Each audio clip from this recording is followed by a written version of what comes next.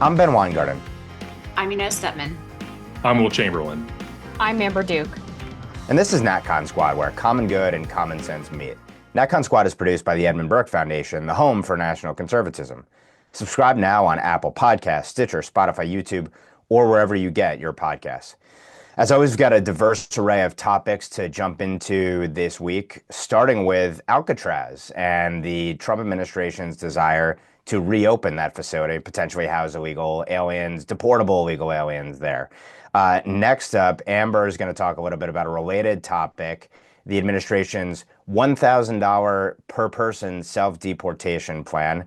I'm going to talk a little bit about a ruling out of Texas against the president's invocation of the Alien Enemies Act to pursue Tren de Aragua terrorists and remove them. And then last but not least, Will is going to take us home to talk a little bit about Israel's plan for Gaza and everything going on between Israel, the Palestinian Arabs, and then maybe as well a little bit on the Iran policy as well. But with that, we will kick it over to Inez to talk a little bit about Alcatraz.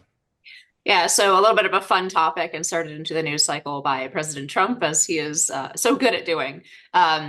So in response to some of the things we're going to get to in segments 2 and 3 of this podcast about, basically barriers the judiciary is throwing up to some of the deportations and generally to the reduction of law and order in many Democrat-run cities and the perception of the public that this is obviously something that President Trump ran on very aggressively, right? Not only with regard to deporting people who are illegally here, but generally just punishing criminals, locking people back up in jail in response to a increasing sort of policy to let criminals go and let people off repeated offenses, et cetera, et cetera. I'm just framing this all this way because President Trump had a great social media post where he suggested that he was going to reopen Alcatraz, the famous prison off the coast of San Francisco on a big rock.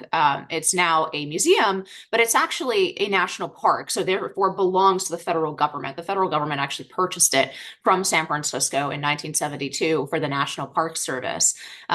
So it's another one of those provocative proposals by President Trump. I think it's a very good idea, and we probably do need a place to put notorious criminals, especially as Democrats, for example, in New York, insist on closing jails and are always trying to close, for example, Rikers. But actually, my husband suggested something in the Daily Signal that I thought was an even more fun idea and perhaps could be coupled with reopening Alcatraz, which is to build a statue of Lady Justice to offset the other coast where we have Lady Liberty. After all, we're the land of liberty and justice for all, right? There's that piece of justice. And of course, Nancy Pelosi weighed in on this. She is horrified by this idea. A large part of the appeal would be, San Francisco liberals' reaction to a giant gold statue of Lady Justice, rebuking them for their soft on crime policies from the harbor of the Golden and right under the Golden Gate. I think that would be a very Trumpian move, and I think it would be very funny. But even reopening the prison, people are not taking this as a serious proposal. And I kind of understand why, in the sense that because it's a national landmark, there's going to be a ton of litigation around this, no matter what, right? Just like with everything that President Trump has done, there's going to be a ton of litigation as to whether or not the prison can be reopened. And because it's a national landmark, there's all kinds of laws governing that. But I don't think it's immediately a crazy proposal. I think it's actually a quite smart one. It's another example of President Trump being able to drive the news cycle. I don't know what you guys think, but I think the symbolic nature of reopening a prison like this would actually say quite a lot about the direction of America in a way that would deter both domestic criminals and people coming in from outside the country illegally to commit crime in America. And that's why I like the statue idea as well. It's very much in line with President Trump's other initiatives. He has the 250th birthday of America initiative, where he is sort of reintroducing America to a lot of our heroes of our past. He's had the statue, the Garden of Heroes, right, of American heroes. He's been very vocal about the left's attempts to tear down historical statues. Well, this is an opportunity to build statues, and he's also been interested in that in the past. So I'm just putting in my 2 cents for a Golden Lady Justice in Golden Gate Harbor. I think it would just be very Trumpian. It would make Nancy Pelosi and San Francisco liberals extremely angry. But that's secondary to the symbolic, I think, the positive symbolism of anchoring the two coasts of our big beautiful oceans, right, with justice and liberty both. Because they're both really important to the American experiment and to the American way of life continuing in a way that would be recognizable to its founders. So, I mean, I think this is all great symbolism. I think this is all kind of great fun. I love issues like this when President Trump forces liberals to talk about them. I don't know what you guys think about this. Is it just a sort of publicity stunt that Trump likes to do every so often, or do you think this is a proposal that actually should be seriously considered? I think it's great. I mean, maybe it's a troll job, maybe it's just for the headlines, but I unironically think that this would be awesome. I was reading some more on what it would take basically to reopen Alcatraz. It seems like it would be fairly expensive, not to mention the legal issues that Inez talked about. But if there were a way to do it in a semi-efficient manner, then I think why not? We have CCOD in El Salvador for all of the deported violent criminals and gang members. We need a prison at home for all of the violent criminals and gang members who are not illegal aliens. It'll be like a perfect pairing. I remember a few years back, I was invited to give a speech at a business and politics class at UC Berkeley. And I figured it made sense to talk about crime and how sort of like leftist visions of criminal justice reform have led to the city's decay. And naturally, the people in the class, the students, did not like this very much. And they kept demanding to know, well, prisons are already overcrowded.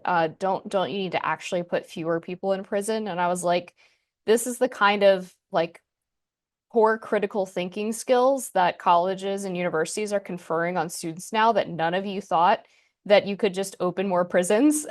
The class just went into an uproar at that concept of the idea of opening more prisons to hold more criminals. That was like totally out touching the third rail to them. But I fast forward now, we're talking about reopening Alcatraz, and it's like, yeah, just open another prison. If you have so many criminals that need to be put away, then I don't see that as a problem. And I think, a lot of the problem with the left's conception of justice in modern America is that they view it purely as rehabilitative, when there is obviously an element of just actually bad people should be kept off the street to prevent them from hurting other people. And especially for the worst of the worst, Alcatraz is a perfect place for them. Have fun. Bye. Yeah, I think it's brilliant. And I think it's a serious idea. We closed Alcatraz for cost savings reasons. It is an expensive place to run a prison because it's in the middle of San Francisco Bay and a very tiny island. So it's not it's not easily serviceable the way like a place like Supermax in Colorado is. But there's something to be said for, has the crime problem gotten better in our country since we closed Alcatraz, or has it gotten worse? I think the obvious answer is that it's gotten worse. Well, do we have a place that we talk about as like a common understanding of like what happens to very bad people who commit very bad crimes? We don't actually have that place that they go to. Well, now that place will be Alcatraz again. It used to be Alcatraz. That was where the worst of the worst went. Now we have Supermax, but no, it's not a symbol in the same way. People don't know what Supermax looks like. They don't have a concept of Supermax. But Alcatraz is an island right in the middle of San Francisco Bay that you can look at if you're anywhere in the Bay Area, particularly in San Francisco proper. So I think it's a great idea. I think it's worth spending the extra money to have a symbol like that. And it will do a lot. I mean, Trump in particular always really does understand the value of symbols and the importance of having powerful ones. And, his entire expertise is marketing and branding. He sort of gets it. And, other people often don't. They'll be like, oh, well, it's more expensive. Why would you have a prison on there? It's like, well, so people can see it. The same reason that it's important for criminal justice to be seen to be done. It was why we had the stockades, why we had things like, in the past that we don't do now, but like public hangings. The the underlying understanding of societies throughout time was that justice doesn't just need to happen. It needs to be seen to be done for the example it sets for the rest of society. And that's how I think Alcatraz will function. The left has always understood the power of symbolism and icons, and that's probably another reason why they would hate the idea, and why it's going to be interesting to see, to the extent local and state authorities in California are put to the test on this. Are they going to stand against it when you have San Francisco that has devolved into chaos, antisocial behavior, and criminality, and actually rebukes against the out of control left wing prosecutors there? Are they going to want to stand in the way of this symbol? But there's substance behind the symbol, as has sort of been said. And the way I would put it is, the worst, the most hardened, vicious, deplorable criminals ought to go to one place, and that ought to be seen by the American people as a symbol that the criminals are not the victims. There's a massive penalty to be paid, a punishment to be paid when you transgress in our society. You ought to pay a substantial price. And this stands as an iconic symbol of it. It has before, and it ought to again. And I think what it shows is that genuine law and order is back, and we don't coddle the aggressors as if they are the victims of society. We are going to remove them from society, and we are going to show you that this is what happens when you break the social compact, essentially. So symbolically and substantively, it's the right move. Whatever the cost is, we'll have many multiples of benefits, I think, as we return to a genuine rule of law-based society at the end of this. And with that, and in a similar vein, we can turn it over to Amber now to talk a little bit about the administration's paying to get the illegal aliens out of the country, or at least offering up payment to do so. Yeah, so I think this is another really creative and smart way for the Trump administration to effectuate its agenda, especially considering, as Ben will get into in a moment, in the next segment, how many of their processes for removing illegal immigrants have been challenged or outright blocked in the courts. This is something that seemingly does not have a possible legal challenge coming against it. We've already seen a number of illegal immigrants self-deporting since even before Trump took office, because they were worried about his mass deportation plans and basically what would happen to them once Trump started cracking down on illegal immigration and the border again.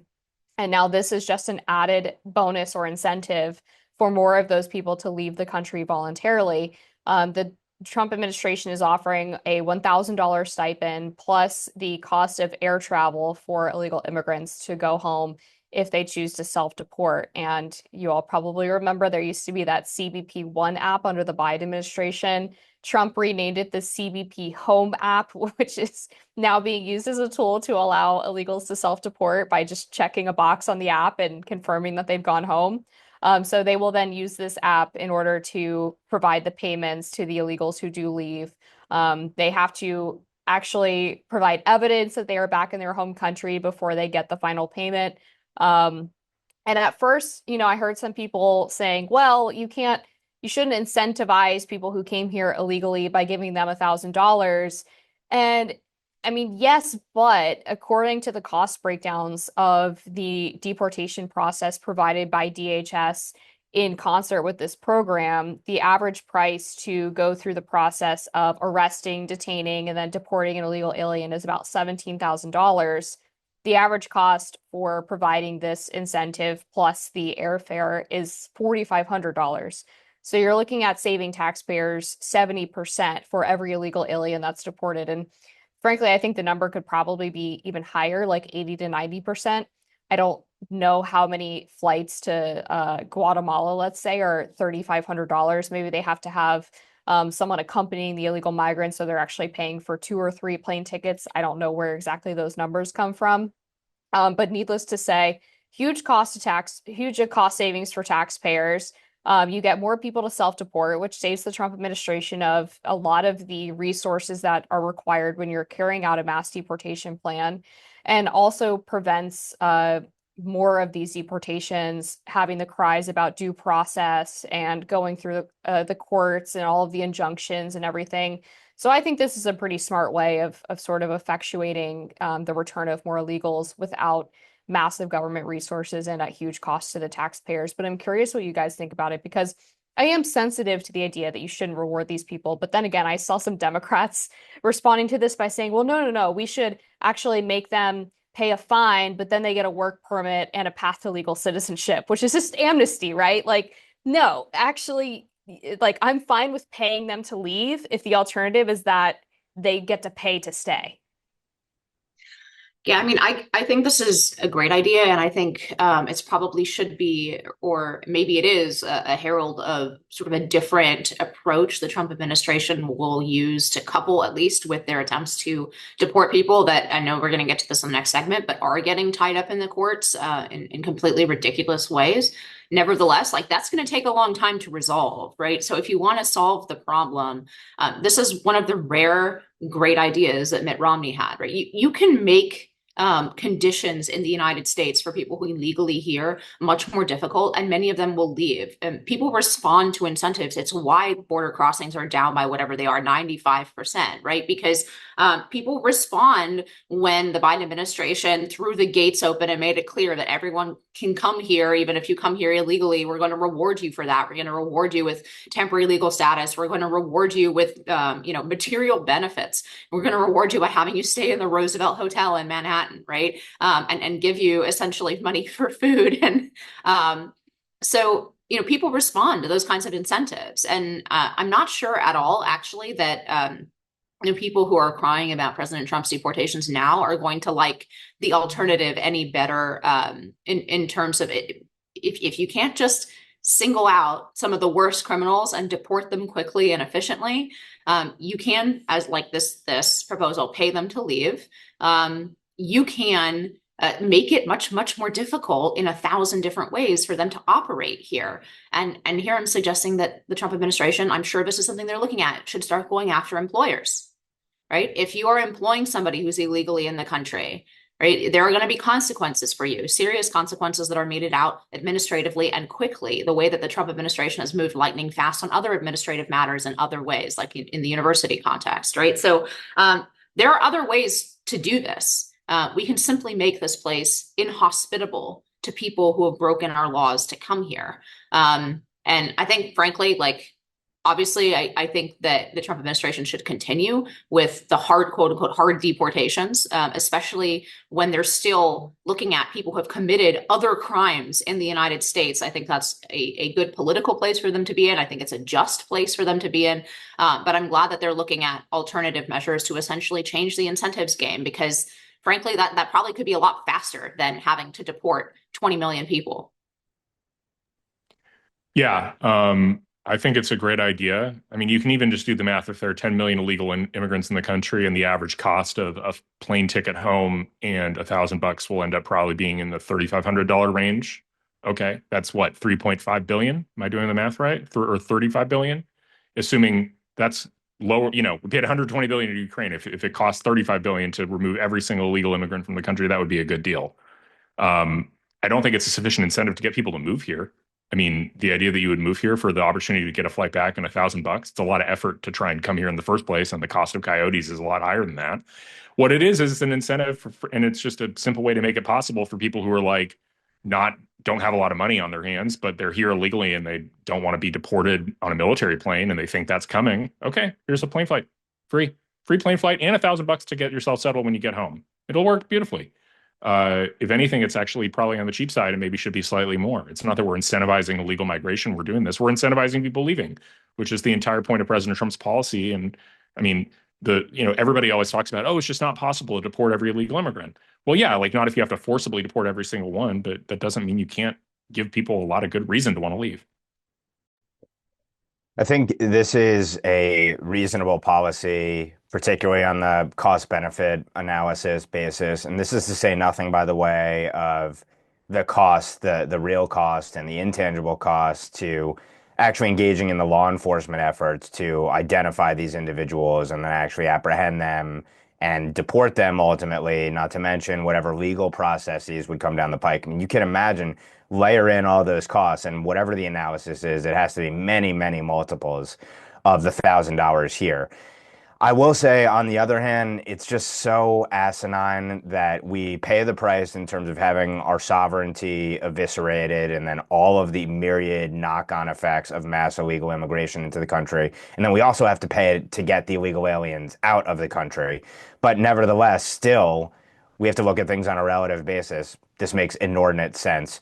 I will add that my mind also went to the workplace enforcement aspect because ultimately, I think, yes, in terms of the political constraints here and setting aside the way that the courts have hamstrung the administration, as I'll get to in a moment, obviously there are the media sob stories that they're going to try to continue to blast us with, even though the sob stories for now are for the most unsympathetic figures in the world when you're talking about Tren de Aragua gangbangers and the like. And I think that's backfired on the press.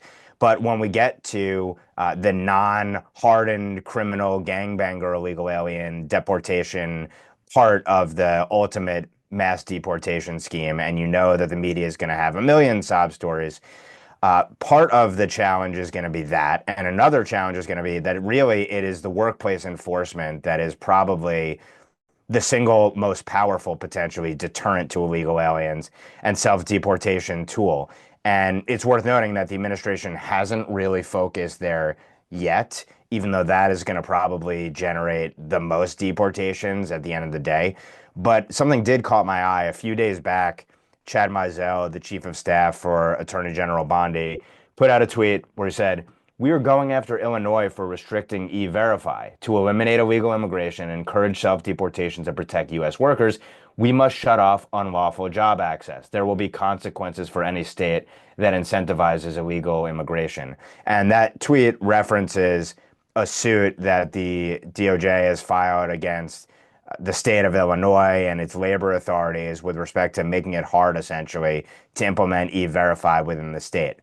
Hopefully, this is just the start of what will ultimately be a much more comprehensive scheme when the administration gets past the highest priority populations for deportation, namely, again, the hardened criminals, the gangbangers, etc.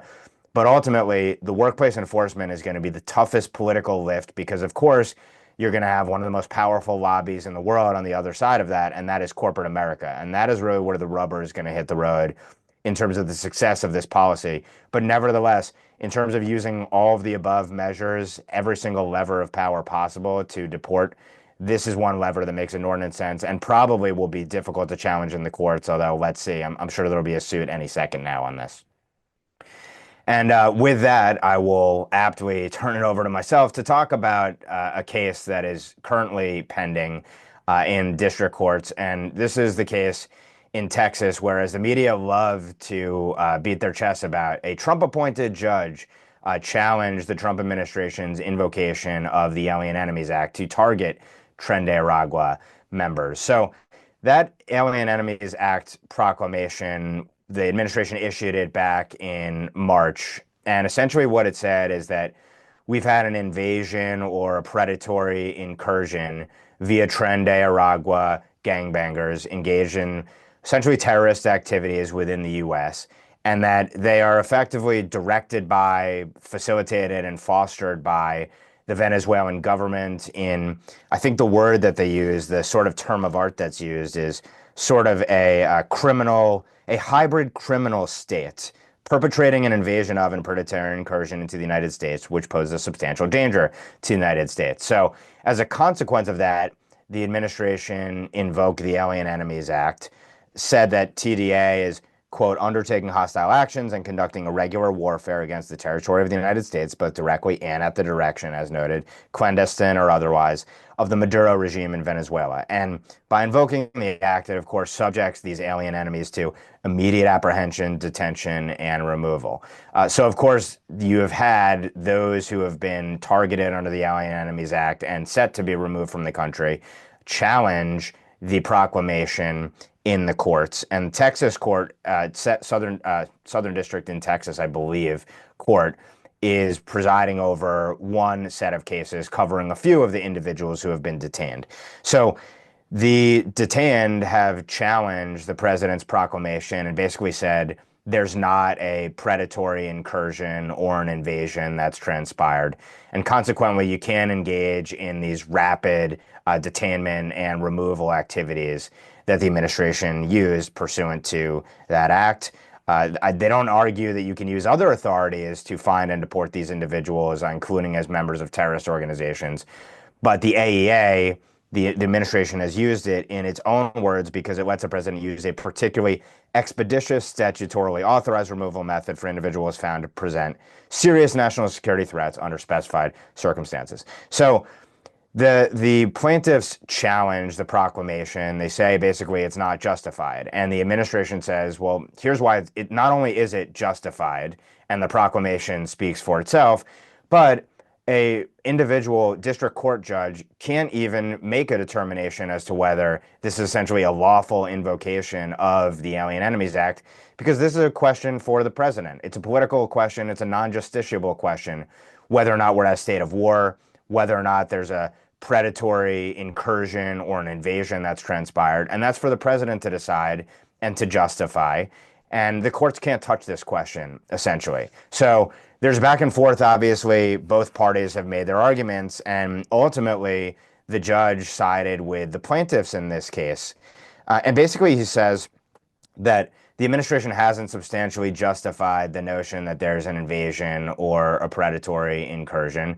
The courts can decide whether or not essentially the definitions at the time of the passage of the AEA and the way that it's been applied in case precedent before, the courts can make a determination as to whether there is an invasion or a predatory incursion or not. The judge sort of leaves open the idea that you could have a modified proclamation that more substantially justifies its invocation. But obviously, this is a blow when you have the court saying essentially this was an unlawful application of the AEA to the entire policy. We don't know yet whether or not it's going to be appealed and how quickly it might end up at the Supreme Court, or the Supreme Court has already sort of tangentially touched on this issue. But this once again gets to who makes the policy at the end of the day. Is it the president when it comes to national security and foreign policy matters? Or do individual district court judges have veto power over the president? And how would the courts respond to the idea that, look, if you think that the president has illegitimately invoked these awesome powers that he has for national security reasons, like the AEA, well, we have another branch of government, the legislative branch, which endowed the president with these powers. They can make new law. They can use oversight powers. They can use power of the purse. They can use impeachment powers and a whole panoply of other powers if they think the president is acting in a tyrannical fashion and misinterpreting the law or misusing it. So I put it out to the group, what do you make of this decision? Where do we think this ultimately lands in the courts? And more broadly, what is the state of this battle between what I would argue courts engaged in judicial insurrection and the powers of the executive branch? Where do you see it shaking out ultimately? Yeah, so I thought obviously this AEA opinion was just abysmal. And I think that certainly agree with Ben on all this. I think that, my view on this from the beginning has been there are legitimate due process arguments you can make with regard to the Alien Enemies Act. I do think that people who are apprehended under it need to have an opportunity to prove whether or not they're a member of the class of people that is identified as alien enemies. You need a chance to say, I'm not Trenda Aragua, you've got the wrong guy.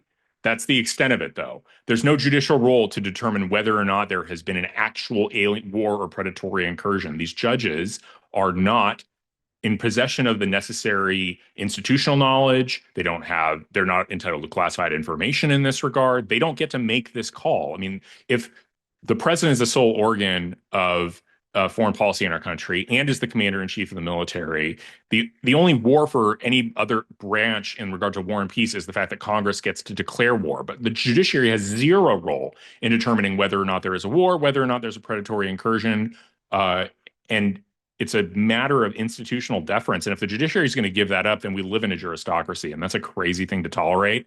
And so, Ben is right. This is a crazy decision. I expect it'll get reversed on appeal, but it's incredibly disappointing to see even judges who were appointed by the Trump administration do stuff like this, because it's so obviously a competence issue for them to be. They just shouldn't be meddling in this. So I want to highlight two different things, one that Will said and one that Ben said. First, what Will said, these federal courts have no good mechanism for fact finding. That's why this stuff goes to immigration courts, and why they only have the record that was brought before them, and it's part of the reason why this is so inappropriate. And two, that the other thing that Ben said that I thought was absolutely correct is that this is a role for Congress, right? This is not the role for the judiciary to determine the political meaning of invasions, of wars. This is something for Congress to get off of its rear end and legislate if they have a problem with what the president is doing.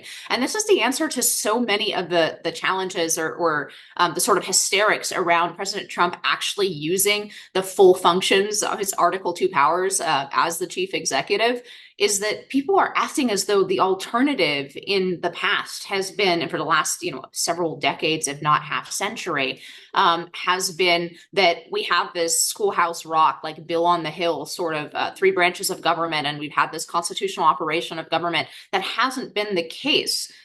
What's happened in absence of the president exercising Article 2 powers is that unelected bureaucrats have exercised enormous, not just Article 2 powers, but legislative powers, right? So if Trump taking back some of these powers for the chief executive and is a negative thing, I don't know what people think the alternative is. And the obvious correction, even if you think that that's the case, the obvious correction is for Congress to actually start legislating. If they want to be more specific about what an invasion is in this piece of legislation, if they want the president's powers to be circumscribed, they need to stop writing incredibly vague pieces of legislation that leave the basics of governance to the executive branch. Because the only thing that people are upset about here is that it's Trump making this determination and not some faceless bureaucrat in an agency. Because all kinds of decisions in basically every piece of enabling legislation for the last 50 years has been made by the executive branch. There is nothing new here except that it's policy that people don't like, and it's Trump doing it. Yeah, and to that point about the executive getting to decide what the vague definition of incursion and invasion means in the case of the Alien Enemies Act, we're now seeing this question being litigated in the media with leaks to the Washington Post and the New York Times regarding some classified and some declassified information about intelligence agencies allegedly saying that they don't trust intelligence, that the Maduro regime has been directing or at least allowing Tren de Aragua to operate in the U.S. On behalf of advancing the Maduro regime's interests, which rely at least in part in the destabilization of some of its potential challengers and potential geopolitical foes. The FBI, meanwhile, has said that they're quite confident that members of Maduro's government, if not Maduro himself, are quite happy with Tren de Aragua's actions and have done little to nothing to stop them, which would seemingly successfully meet those terms of a government-backed incursion or invasion. But the bottom line is, it's not for the Washington Post to decide. It's not for the public to decide. It's for Trump and his intelligence agencies to decide. And now we're having this weird rigmarole of media outlets trying to do the fact finding on the specifics of the Maduro government's relationship with Tren de Aragua based on classified leaks from the intelligence community. And this has gotten to such an insane place, all because of the court's willingness to go beyond its relegated judicial powers. Yeah, just to add really briefly, when you look at the language in this ruling, the judge says that the president must identify sufficient information to permit judicial review of whether the foreign nation or government's conduct constitutes an actual, attempted, or threatened invasion or predatory incursion in the United States. And he also says the court finds that an invasion or predatory incursion must involve an organized armed force entering the United States to engage in conduct destructive of property and human life in a specific geographical area. Once again, this is a judge acting as the president. It's not the judge's determination here. And he acknowledges that the executive branch will have information that he's lacking. But again, there's basically a veto that's built in here by the judge when he says that this is what the plain language means. And the president has to identify sufficient information for the courts. That's how national security and foreign policy is supposed to work. If so, we would lose every single war that we were ever tried to engage in, because you would be litigating through the courts to engage in all manner of basic and fundamental action. So I think the slippery slope aspect here, the practical aspect of it, is also potentially incredibly detrimental going forward. Anyway, on that note, what let's, Ben just yeah, said to yeah, go wrap this ahead. up. This is the place where the president's judgment and his power and his judgment is, quote, at its zenith, right? Is in foreign policy and determination about wars and peace. So, if this is not okay, then the entire way that our government has operated for the last 50 or 60 years is unconstitutional. And that's probably true, right? But the solution here is for Congress to legislate with more specificity and not turn over all of its powers to the executive branch. And if the left wants to go down that road, then that's fantastic, because it means everything they've done for the last 60 years needs to be invalidated. As our producer notes in the chat also, this sort of provides a loophole for any sort of hybrid, quote unquote, action from a foreign enemy, so that you can't use the Alien Enemies Act to get rid of terrorist groups, or we can imagine a number of other groups as well, even though historically the government has been able to use wartime authorities to pursue, quote unquote, non-state actors or sort of hybridized actors. And in this case, of course, the administration says this is a de facto state actor. In any event, to kind of transition over in a nice way to Will, we can talk a little bit about Israel's policy, which itself, with respect to Gaza, which itself, of course, is no doubt going to be checked by its own tyrants in robes. Yeah, no, Israel's got its own juristocracy problems, but today we're talking about the straight up foreign policy issues that they've got going on. So there's been a lot of news about Yemen and the Houthis in the last 24 to 48 hours, as well as what's going on in Gaza. So we'll start with the Houthis because that's the biggest news. A few days ago, the Houthis decided to launch a ballistic missile at Israel's airport, which I flew out of somewhat recently, and the missile did indeed land about a few hundred meters away from the airport proper in an open grassy area, but very, very close to the terminal proper. It shows the limitations of Israel's military and missile defense. You can, shooting missiles out of the sky is really hard. It's really hard to shoot every single one down, and occasionally one gets through, and this one did. The Israelis obviously reacted pretty aggressively to this idea that somebody would be shooting missiles at their airport as a real way to hurt somebody's economy. So today, the missile, instead of just simply sending one missile back, Israel decided to respond and destroy the international airport in Sana'a, which is the capital of Yemen. It also destroyed a number of power stations in Sana'a to put the entire place under blackout. And the most recent news is apparently Donald Trump announced today that the Houthis have capitulated vis-a-vis the Americans. They're no longer going to shoot at American ships, and he announced that he would stop attacking them. There's a very, I see a lot of strangeness coming from the left on this. They're like, they make weird jokes about, oh, Israel should know that the airport is a war zone. It's Israel's own fault. But there's just this fundamental misunderstanding. The Houthis are not the strong party in this situation. The Israelis are. And starting a fight with a stronger nation state and its stronger allies is really bad for your citizens. You should not do it. And now the Yemenis, messing around, shooting missiles at airports. Now they don't have an international airport in their capital city, which is going to do a lot to hurt their economy, their diplomacy, any number of things. They're going to be out of power. At a certain point, there's a limit to what Israel and the United States can do. They probably can't find every single hidden ballistic missile. But you have to wonder, at what point do the Yemeni people decide, yeah, we don't want to live like this anymore. We'd like to have an airport. We'd like to have normal things. And this war with Israel isn't accomplishing anything for us other than being annoying to the Israelis, but it's just leading to destruction to our own country. You got to think that it's about time for the Houthis to capitulate if they can. As for Gaza, there's discussion that Israel's finally getting ready to activate its reserves and go into Gaza and occupy it permanently, something they've refrained from doing in the past. Put all the civilians in a humanitarian zone, screen out Hamas terrorists, which they hadn't been doing from these humanitarian zones, and then permanently and fully occupy large chunks of the strip, unless Hamas makes a deal for the remaining hostages, a temporary deal. Hamas is still insisting on a full end to the war in exchange for the hostages, something Israel refuses for obvious reasons. I'm really glad. I mean, the Trump administration is making a lot of things possible by having Israel's back. I think they're doing a great job here. And I guess part of this is it fits even under a very realist interpretation of the kind of wars we want. We want wars to end. We don't like wars to just kind of continue on and on and on, where there's somebody's restraining the winning side from actually going ahead and simply winning the war outright. And I'm a big believer in, you want wars to be short and quick. There's, we can talk about final thoughts about a dispute I'm having about, the need for dropping nukes on Japan, but wars should end. And Israel, one thing you can say about the Israeli approach to the war, especially since the Trump administration's taken office, is they've been a little reluctant to simply go out and win the darn thing. Well, I hope that they do, because if they win the war ends and everybody can figure out what to do next. So I don't have much to add on the Israel point, but since Will brought up the Houthis and their need to capitulate, there is a little bit of breaking news on this front. At the time of recording this, which is Tuesday afternoon, Trump gave answered some questions in the Oval Office during a bilat with the Canadian PM. And he said that the Houthis have told him that they don't want to fight the U.S. anymore. Quote, "I will accept their word and we are going to stop the bombing of the Houthis effective immediately," and said that this came from a very good source, and sort of motion to Secretary of State Marco Rubio and Vice President J.D. Vance, who I guess confirmed that this was a very good source who said that the Houthis are done fighting the U.S. So just wanted to provide that update.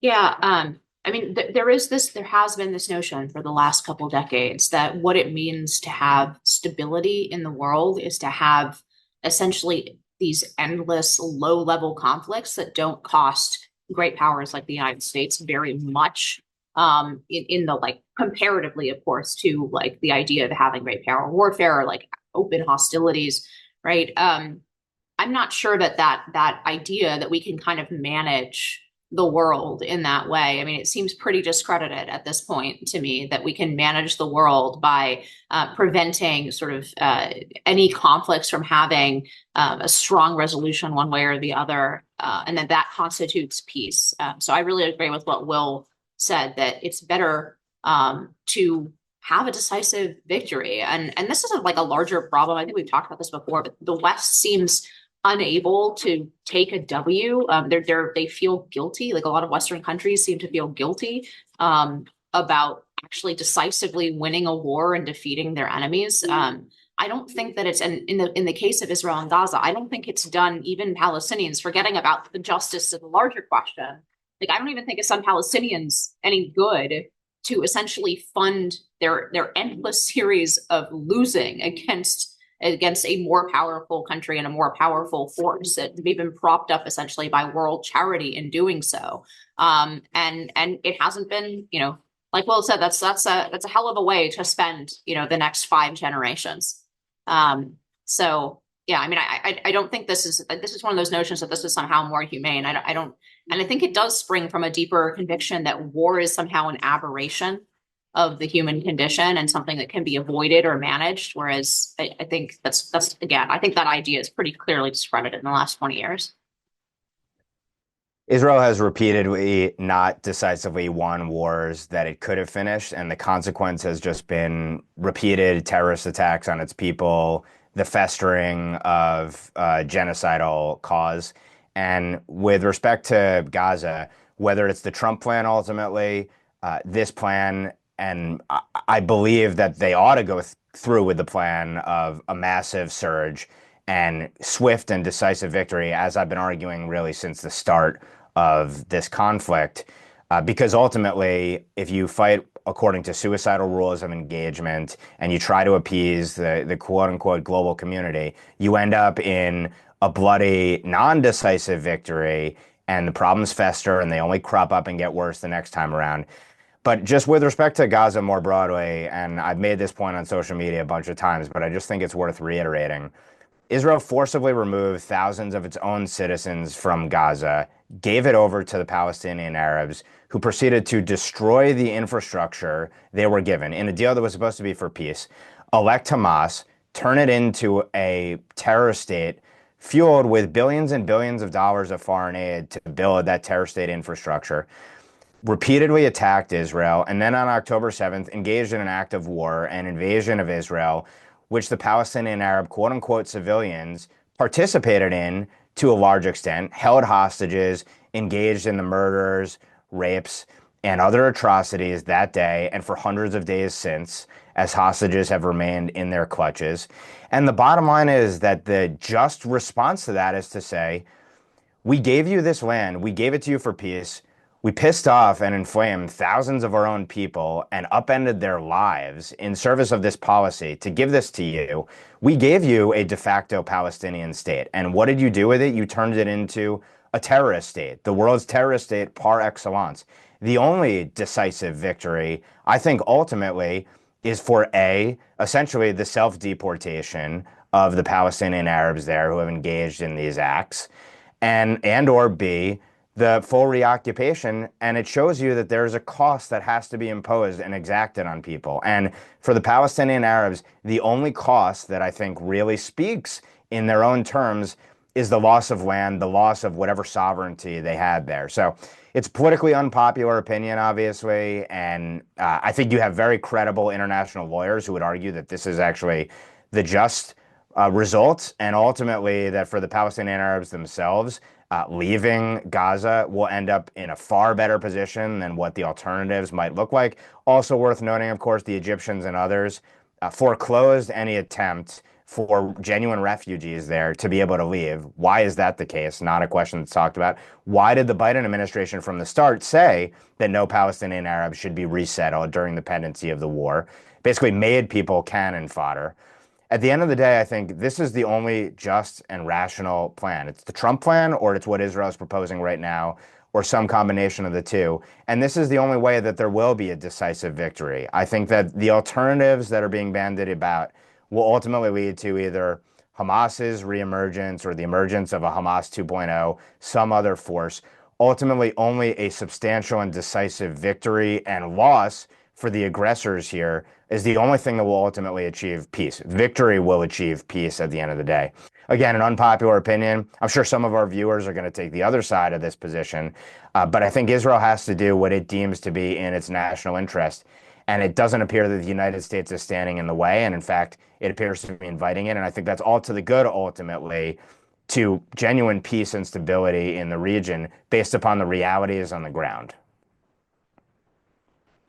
And on that note, I'm happy to turn it over to the group for parting shots. And to avoid a Mexican standoff, I can't help us here because I'm not sure where I want to go with this. So if anyone has a burning desire to jump in, feel free.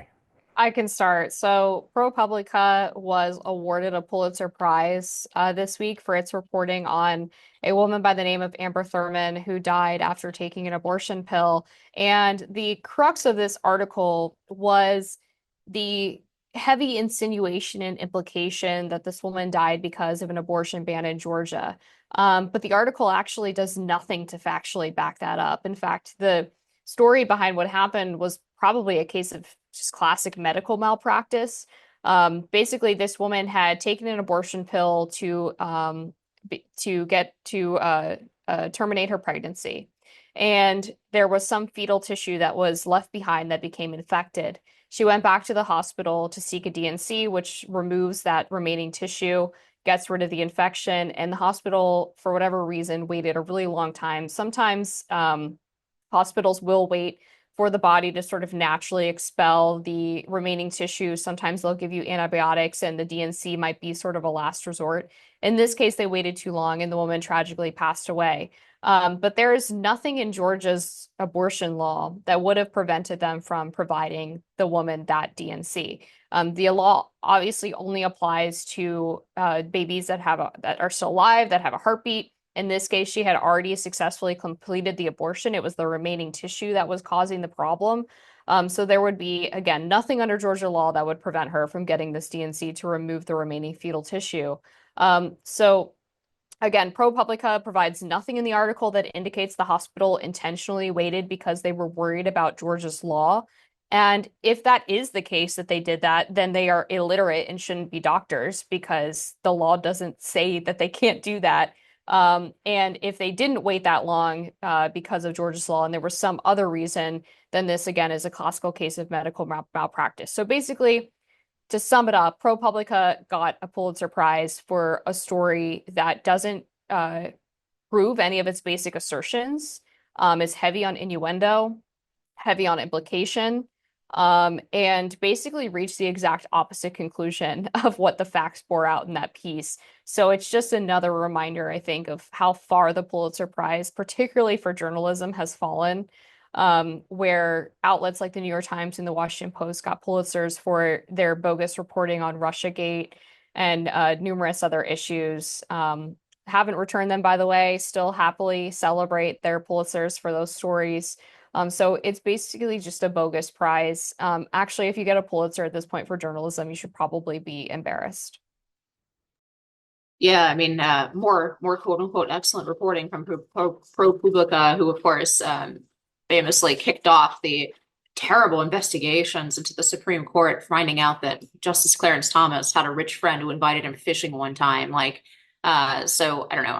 ProPublica seems to have a certain reputation for in-depth reporting, but many of the stories that make it through to like prominence in the media just are exactly what Amber described as a story. It's like a bunch of insinuations, and even from forgetting for a moment whether like it's sort of our team or their team, the insinuations, there just actually isn't that much reporting there. There's like one small fact, and then there are huge insinuations built on it. It seems to be the ProPublica sort of MO, but good to know that the Pulitzer Prize is now awarded for insinuation, the kind of tabloid level insinuation. Anyway, my final thought is after not having any opinions about the Pope last week, I just wanted to bring up the fact that there was this joke that was tweeted out by the White House account. There's Trump as the Pope, right? I guess they're choosing a new Pope right now, and so whoever runs the account thought it would be funny. It was funny. There was no genuine outrage that I could tell to this, but I thought it was a good little instructive sort of example of how Trump deals with the media as opposed to the way that Republicans in the past have dealt with the media. This was entirely ginned up. There's a bunch of mainstream or legacy media articles about this, about how Catholics are really offended. And it's all like some guy calling up his one like liberal Catholic friend who probably hasn't been to mass in 7 years and saying, are you offended by this thing that Donald Trump did? To which, of course, they say, yes, I'm offended by everything that Donald Trump does. And Trump just didn't take it seriously. He got a question about it from the press, and he just said, it's a joke. I think it's fine. The Catholics weren't offended. It's a joke. And just moved on and completely blew up. I think he said something to the effect of like, it wasn't Catholics who were offended, it was the media who were offended. So I thought it was a good little instructive anecdote of how Trump deals with the media and these kind of fake stories, the way that most Republicans would have apologized. I'm just like, because of that, especially since, religious people are more of a conservative constituency, they would have just been afraid of those media allegations and they would have backed down and apologized. So I thought it was a funny and instructive an anecdote for how Trump deals with the media and how different it is. By the way, Catholics just had to deal with 4 years of a devout Catholic president who openly advocated for abortion and sicked the FBI on traditional Latin mass. So this is like the least offensive thing that's happened to us in the past 2 presidencies. Yeah, I can't help but think when I saw that, when Bill Kristol and any number of like people being like, I'm an atheist or I'm a lapsed Catholic or like, you should be so offended. I just kept thinking it's the number 3, right? It's the meme from Inglourious Basterds. Like, yeah, you're really Catholic. I totally can tell. So, my final thought is on this woke right nonsense. It's popping back up. I mean, we had this Jordan Peterson, James Lindsay debate or podcast that dropped, and it was just, you listen to it and you think these people are silly. Like there's constant attempt to make it a meme. And I think that there's actually something there's people that are using this nefariously, and there's people who are just using it because they like tarring everybody to their right. But what Lindsay is trying to do is not to call out anti-Semitism. That's, I think, there's a decent amount of this audience might misunderstand. They think, oh, there's these new weirdos like Ian Carroll, and now Candace is saying all this anti-Semitic stuff. Like, this is the woke right that they're referring to. We had a word to describe what that was. It's anti-Semitism. You don't need a new word. The point of what James Lindsay is doing is he's trying to create woke right to lump people like us in with the anti-Semites so that he can marginalize post-liberal and non-liberal thought. That's the game. You shouldn't play into it. I don't think it'll work. I think most people see Lindsay as the ridiculous figure he is. I don't know why he's gone down this path, but for people who might just be like encountering this word and being like, oh, that's the new insult for the bad right wingers. It's like, no, no, no, no, no. Trust me. There's a deeper game being played here. Anyway, that's all I got on that. Briefly, and maybe tangentially related, there's been a vigorous debate, sometimes an acrimonious debate around U.S. policy with respect to Iran, the nuclear program, the nexus to Israel, and the like. I put out 15 questions on social media that I think sort of provides a framework for sussing out where the substantive differences are and thinking through some of these questions in terms of diplomacy versus Israeli military action. What does diplomacy actually look like? What animates ultimately Iran's malacracy? Is it a paper tiger or not? And what are the implications of that in terms of what the policy should look like? And do they desire nuclear weapons merely as an insurance policy, or do they actually intend to use them? And what are the knock-on consequences of that? So, for those who are engaged on this matter, would point you to these 15 questions that I put out, because I think ultimately that sort of framework helps to illustrate potentially where the differences might lie in how we understand these different actors, and what America's national interest demands, and then what policies ought to flow naturally from that, with this all playing out in real time, of course. On that note, on behalf of Amber, Inez, and Will, thanks so much for tuning in. I'm Ben Weingarten. We'll see you at the next NatCon Squad.